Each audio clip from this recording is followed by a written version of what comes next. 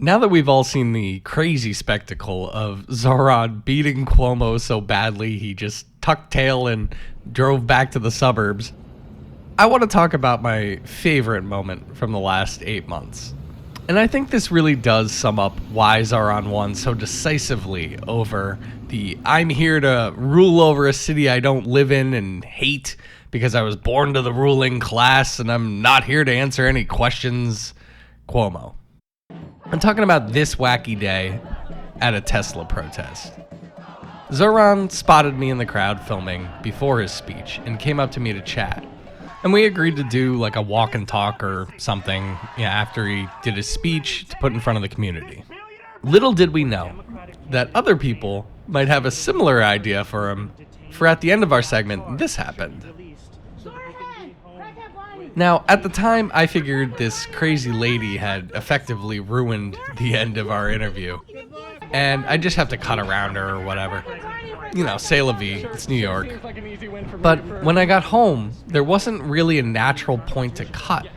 And these are, they're meant to be extremely candid anyway, so I just left it in and went about my day. And a crazy thing happened. I posted the video, and it started racking up a ridiculous amount of views all over the New York City ecosystem, as, protest videos tend to do. And then this woman, who I learned calls herself Crackhead Barney, posted her own video of the encounter, and that went viral as well. People ended up seeing these essentially back to back, and keep in mind, there are like 2 million New Yorkers on Reddit alone.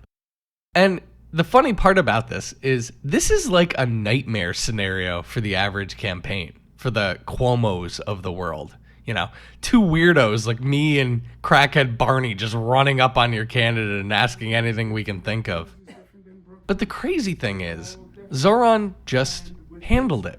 He stayed composed and actually answered the questions. Okay, Zohran, what are you gonna do for black people? What are you gonna do for the niggas? What we're seeing... Black trannies, people like me, annoying, and their underwear, what are you gonna do? Look, every single person in this city deserves to afford to call this city their home. And Okay. what we've seen in a crisis of inequality, where 1 in 4 New Yorkers are in poverty, where 500,000 children are going to bed hungry, is that there's a disproportionate impact on black New Yorkers. From 2010 to 2019, we saw nearly 20% decline in the population of black children and teenagers, and that's because of how expensive we made this city.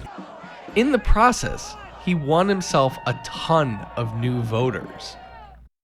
So many of the comments were something like, "Wow, that was actually informative," or I learned a lot from that actually, or something to that effect. And at the time, we all joked about how this is something every candidate should be made to do. An impromptu surprise interview with some weirdo like me, immediately followed by somebody like Crackhead Barney or whatever other crazy person has a camera in the city at the time. Really make them run the gauntlet. Because if you can't do this, you can't be mayor of New York City. This actually is a part of the job. Okay, Zohran, would you f*** me?